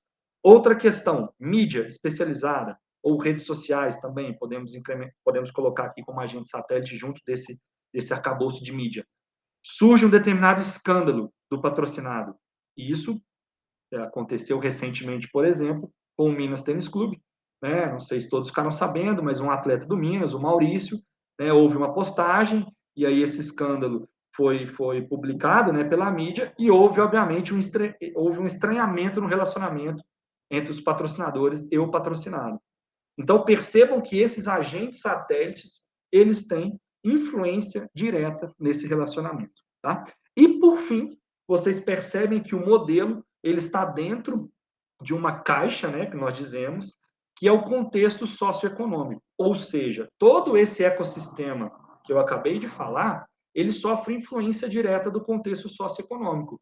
Cada região, cada país, cada local tem a sua peculiaridade que influencia diretamente no patrocínio esportivo. Aí eu vou dar um exemplo, que também é da pandemia, onde o contexto pandêmico, ele influenciou diversos contratos e diversos relacionamentos entre patrocinadores e patrocinados. Então, percebam que esse ecossistema, ele está inserido dentro de um contexto socioeconômico. Obviamente, né, esse ecossistema está inserido dentro da indústria do esporte, que está inserida dentro desse contexto socioeconômico. Então, esse ecossistema do patrocínio esportivo, ele sofre influência direta do contexto socioeconômico. E, para finalizar, não sei como é que está o meu tempo aqui, eu até peço desculpa, eu não coloquei aqui para eu contabilizar, mas eu montei a apresentação pretendendo estar dentro do tempo proposto pelo Congresso. Para a gente fechar, esse modelo, ele permite que a gente atualize a discussão sobre patrocínio esportivo, ele organiza alguns conceitos que são ligados ao patrocínio, como teoria da transferência, congruência, que a gente coloca eles, né, como fatores moderadores. Nós acreditamos que os modelos teóricos, eles vêm para auxiliar as organizações que atuam com patrocínio esportivo, para entender como funciona essa dinâmica, para poder entender esses fatores moderadores e poderem alavancar, melhor dizendo, os seus resultados e entenderem que existem agentes satélites que influenciam esse relacionamento e que eles têm que manter esses agentes satélites no seu radar, tá? E também nós acreditamos que as pesquisas e que os modelos propostos, modelos teóricos propostos, eles têm uma aplicabilidade para o mercado. Então, que as organizações esportivas, ao ver esse modelo, que elas possam, em cima desse modelo, ter melhores gestões de patrocínio esportivo. As referências que nós utilizamos para essa apresentação foram essas. Obviamente, para a construção do modelo existem diversas outras, né? Mas nós vamos colocando aqui. Fica aqui o meu muito obrigado, o meu contato, e agora abro aí para perguntas e para as nossas discussões, pessoal. Obrigado. Muito bem, Pedro, muito bem. Perfeito. Agradecemos bastante. O Ari já se prontificou aqui.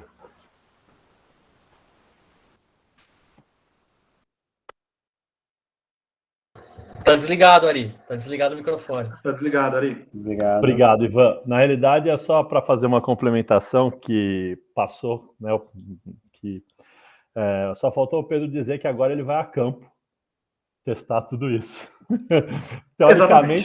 Teoricamente está lindo, bonito, divino e maravilhoso. Tá ótimo, mas vamos testar, né? Então ele vai a campo. Porque essa é uma parte da tese de doutorado dele, é o material que ele vai levar para a qualificação.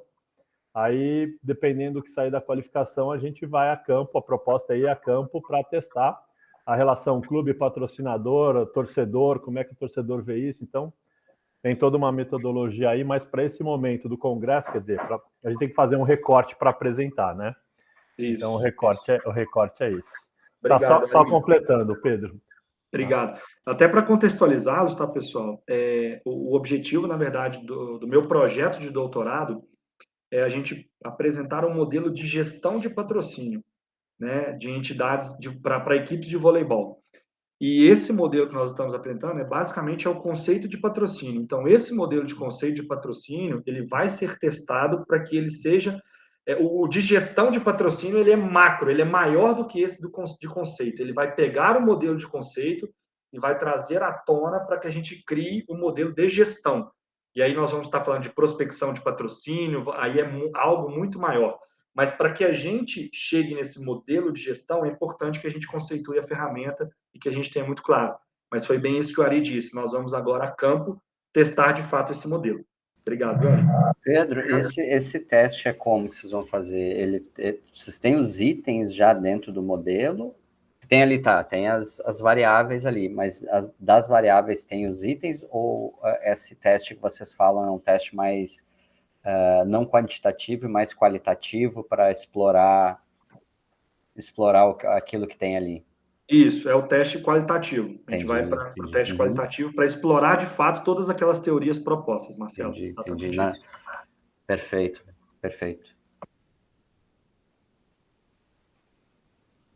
Mas assim, não, a minha curiosidade era essa. Qual era o passo a seguir?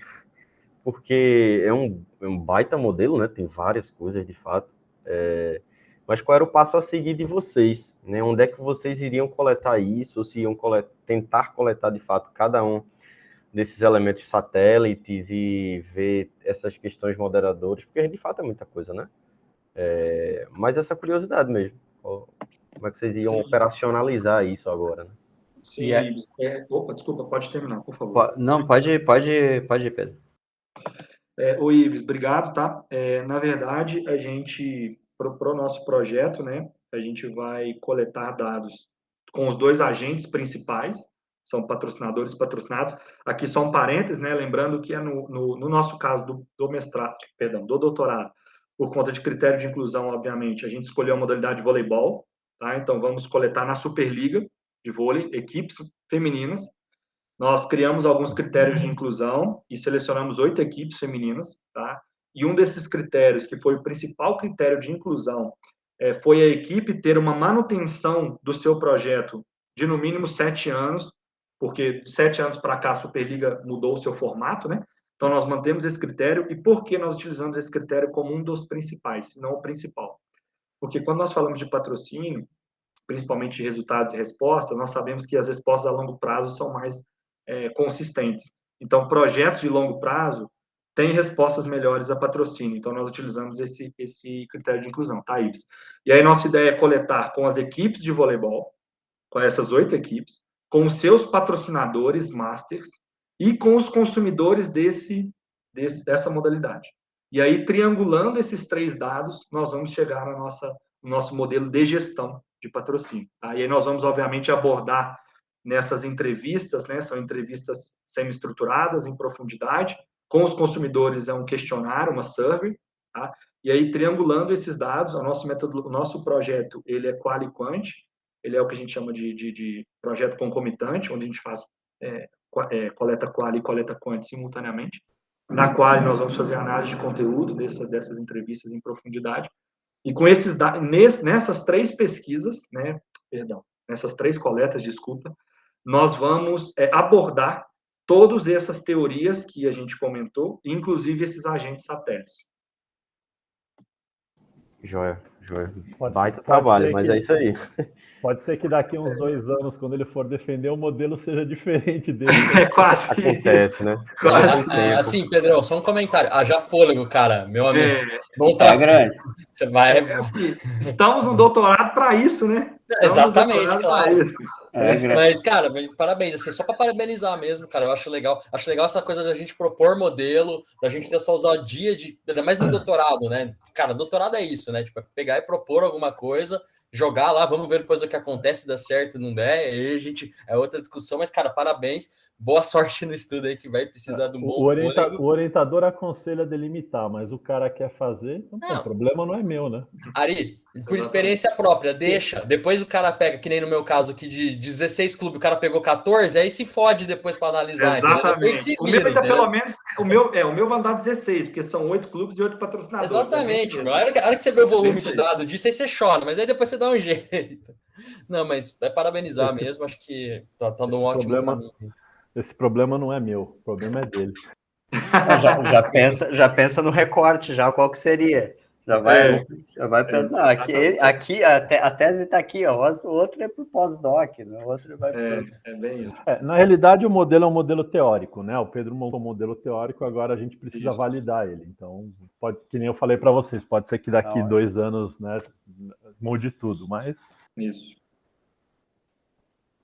E eu acho que tem uma coisa, assim, só para finalizar, eu acho que tem um tempo, né? Aquele aspecto socioeconômico. Eu acho que ele é fundamental, porque o que é que a gente vê? E foi até uma fala do professor Cláudio Rocha hoje pela manhã, né? Cada realidade tem o seu contexto, isso faz com que a análise, não a análise em si de dados simplesmente mude, mas a análise de como você vai fazer isso, né? Então, se vocês conseguirem trazer bem, se for, claro, o objetivo aí, essa questão do esse aspecto socioeconômico, né, da sociedade do Brasil, né, qual a diferenciação do Brasil em relação a outros contextos de patrocínio na Europa, nos Estados Unidos. Então, isso realmente vai dar também um up muito grande nessa questão teórica que o Ivan falou, né, de fazer modelo, que é uma coisa que a gente vê muito fora, a gente acaba vendo nessas publicações, nessas revistas mais conhecidas, né. O grande ponto não é nem a análise necessariamente que você faz, mas o que é que você traz de novo mesmo. Isso é sempre um desafio para a gente. E quando a gente vê um estudo de doutorado assim, realmente é muito bom. É muito bom para a nossa área. Ótimo. E aí, só para adicionar um negócio, para finalizar, a gente, até linkando, né? Ontem o Edson, ele trouxe do basquete, né? E aí ele traz o patrocínio do basquete ali, discutindo, por exemplo, como cidades do interior, Bauru, Franca, tem 30 patrocínios do time de basquete, e aí você já pega, tipo, o Pinheiros aqui, já vai ter 1, 2, né? Então, essa parte do contexto que o Luiz falou, realmente, aí eu lembrei dele de ontem, acho que faz bom sentido entender como os clubes lidam com isso, né? Nessa gestão do patrocínio ali, essa coisa o cara que dá a caixa de água por mês lá, e o papel higiênico, e o outro que só quer dinheiro, né? Como isso funciona, mas perfeito, só para adicionar. O momento do clube também. Tá ótimo. Gente, agradeço bastante as contribuições, né, que a gente teve aí hoje. Acho que esse é um espaço bastante interessante para isso. O congresso é isso, trocar experiências e também trocar contatos. Eu aproveito para deixar aqui o meu contato no chat. Hoje teremos mais uma atividade ali voltada para o mercado fitness, para encerrar, e amanhã nós temos um encerramento oficial. Ok, senhores? Muito obrigado, senhores, e a Laura, que está aí conosco também, no suporte. Obrigado a todos. Obrigado, gente. Tchau, tchau. E até a próxima. Valeu, pessoal. Tchau, tchau. Tchau, tchau.